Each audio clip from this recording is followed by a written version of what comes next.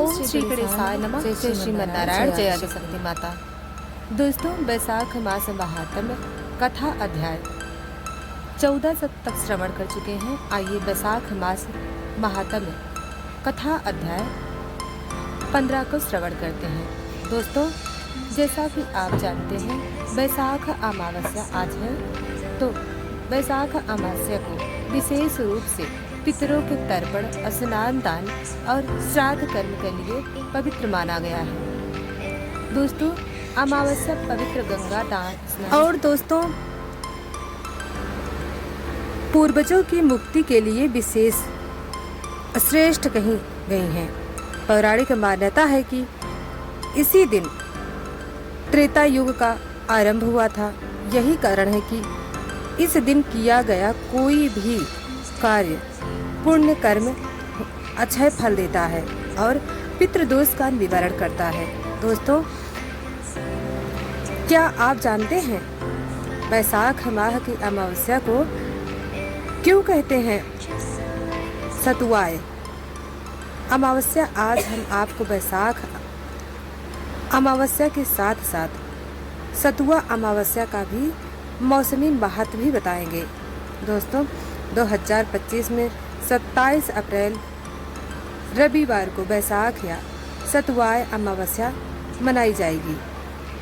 दोस्तों, आइए श्रवण करते हैं बैसाख अमावस्या की बहुत ही पवित्र पावन कथा। दोस्तों, बहुत समय पहले जब पृथ्वी पर धर्म ज्यादा था, अधिक था, एक नगर में धर्मवीर नामक एक ब्राह्मण निवास करते थे। वे अत्यंत धार्मिक और सत्यवादी थे, भगवान के अनन्य भक्त भी थे, पर बचपन से ही वेदों और पुराणों के ज्ञान में उन्हें रुचि थी। अपने माता पिता से उन्होंने जीवन के चारों पुरुषार्थ धर्म, अर्थ, मोक्ष, काम का महत्व समझा था, लेकिन उनमें विशेष रुचि थी मोक्ष में। वे सोचते थे, जब यह संसार नश्वर था, तब क्यों ना मैं उस परम सत्य को खोज करूं, जो अविनाशी है, अनंत है। समय बीतता गया। धर्मवीर ने युवावस्था में ही घर परिवार, भोग विलास और सांसारिक दुखों सुखों से मन हटाकर वे तीर्थ स्थल पर चले गए और साधु संतों की सेवा करने लगे। हर समय भगवान विष्णु, भगवान श्री नारायण का नाम जाप करते। एक दिन उन्होंने महान संत से सुना कि कलयुग में श्रीमन नारायण नाम स्मरण करने से ही, हरि नाम स्मरण करने से ही सबसे बड़ा तप है। यज्ञ, हवन और तीर्थ यात्रा जो पुण्य अन्य युगों में मिलता था, वही कलयुग में भगवान श्री हरि विष्णु का नाम जपने से सहज ही प्राप्त हो जाता है। यह वचन उनके हृदय में गूंजने लगा। उन्होंने संकल्प लिया कि वे अब इस संसार का पुरातन पुनर्त्याग कर देंगे। जब ही उन्होंने संन्यास धारण कर लिया, वस्त्र पहनकर, कमंडल और जपमाला लेकर वे तपस्या में लीन हो गए। उन्होंने जीवन का एक एक क्षण प्रभु श्री हरि के चरणों में समर्पित किया। वे हरिद्वार, काशी, प्रयागराज, बद्रीनाथ जैसे तीर्थों में भी भ्रमण करते रहे, धर्म की खोज में लगे रहे। लेकिन एक रात्रि ध्यान में लीन धर्मवीर को सपना आया। उन्होंने देखा कि एक रहस्यमयी लोक में पहुंच गए हैं, जहां वातावरण भय और करुणा से भर गया है। वहां अनेक आत्माएं कराह रही हैं, दुखी से व्याकुल हो रही हैं, कुछ पीड़ा में थीं, कुछ भूख से तड़प रही थीं। अचानक एक आवाज आई, धर्मवीर, हमें पहचानो। उन्होंने देखा यह तो उनके पितर थे। वे चौंक गए और बोले, हे पितृग, अब तो स्वर्ग के अधिकारी हैं, फिर यह स्थिति क्यों?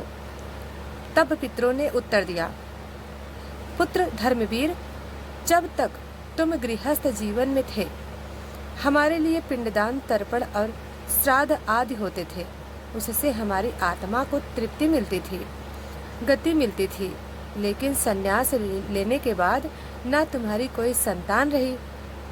श्राद्ध कर्म अब हम भूखे हैं, तृप्त नहीं हो रहे हैं और हमारी गति रुक गई है। तब धर्मवीर का हृदय कांप उठा। उन्होंने अर्थ स्वर में कहा, हे पूज्य पितरों, मैंने तो सोचा था कि मेरी साधना, मेरी तपस्या से आपको पुण्य मिलेगा। तब पितरों ने उत्तर दिया और कहा, साधना का फल तुम्हारे लिए है, पर पिंडदान और तर्पण ही वह माध्यम है जिससे पितर प्रसन्न होते हैं। यदि तुम हमें मोक्ष दिलाना चाहते हो तो वापस संसार में लौटो, विवाह कर संतान उत्पन्न करो और विशेष रूप से बैसाख अमावस्या के दिन विधि पूर्वक श्राद्ध और पिंडदान करो, तभी हमारी मुक्ति संभव है। गहन सोच में पड़ गए धर्मवीर। उनके सामने एक और वैराग्य और मोक्ष की साधना थी, दूसरी ओर उनके पितरों की करुण पुकार। उन्होंने अंततः पितृभक्ति को सर्वोपरि माना और प्रण किया, यदि मेरी साधना सच्ची है तो मैं संसार में लौटकर अपने पितरों को तृप्त किए बिना पहले चैन से नहीं बैठूंगा। उन्होंने अपना संन्यास जीवन त्याग दिया, गृहस्थ जीवन अपनाया। उन्होंने विवाह किया, पुत्र रत्न प्राप्त हुए और पूरे श्रद्धा भाव से उन्हें धर्म और कर्म की शिक्षा दी। जैसे जैसे समय बीतता गया, धर्मवीर बैसाख अमावस्या की प्रतीक्षा करने लगे। जब वह पावन तिथि आई तो धर्मवीर ने गंगा जी के तट पर जाकर 2 दिन तक उपवास किया। वे सूर्योदय से पूर्व गंगा में स्नान करते, भगवान श्रीहरि श्रीमन्नारायण का नाम जपते और व्रत रखते। उन्होंने गीता और विष्णु सहस्त्र नाम का पाठ किया। फिर उन्होंने अपने पूर्वजों के नाम पिंडदान, तर्पण और हवन किया। उन्होंने ब्राह्मणों को दक्षिणा दी, वस्त्र, स्वर्ण और गौजल, पात्र और भूमि का दान दिया। उन्होंने मन ही मन में कहा, हे मेरे पितरों, मैंने आपके उद्धार हेतु यह समस्त कार्य कर्म किया है। कृपया इसे स्वीकार करें और प्रसन्न होकर मुझे आशीर्वाद दें। तभी आकाश में एक अद्भुत प्रकाश प्रकट हुआ। उनके पितर दिव्य रूप में प्रकट हुए। वे प्रसन्न थे, आशीर्वाद दे रहे थे और कह रहे थे, पुत्र धर्मवीर, आपने केवल एक पुत्र ही नहीं वरन एक धर्मशील वंश का आधार रखा है। तुमने हमें अमर कर दिया है। अब हम पितृक से मुक्त होकर मोक्ष को प्राप्त कर रहे हैं। यह सुनकर धर्मवीर की आंखें अश्रुपूरित हो गई। उन्होंने आत्मिक संतोष हुआ। उन्होंने मन ही मन में निश्चय किया कि अब वे जीवन भर बैसाख अमावस्या करते रहेंगे और पिंडदान करेंगे। धर्म वर्ण भाव विभोर हो गए और उन्होंने बैसाख अमावस्या को अपने जीवन का सबसे पवित्र दिन मान लिया। तभी से यह परंपरा शुरू हुई। बैसाख अमावस्या को पिंडदान, तर्पण, गंगा स्नान और दान करने से पितृ तृप्त होते हैं और मोक्ष की प्राप्ति होती है।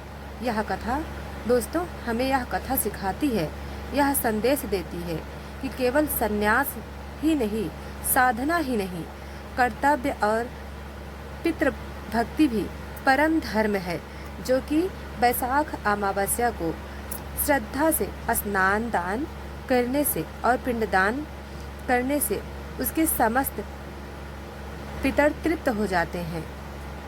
दोस्तों आज की यह कथा समाप्त हुई। हम आगे की कथा कल सुनाएंगे। वीडियो को लाइक सब्सक्राइब नहीं किया है तो अभी कर लें। धन्यवाद।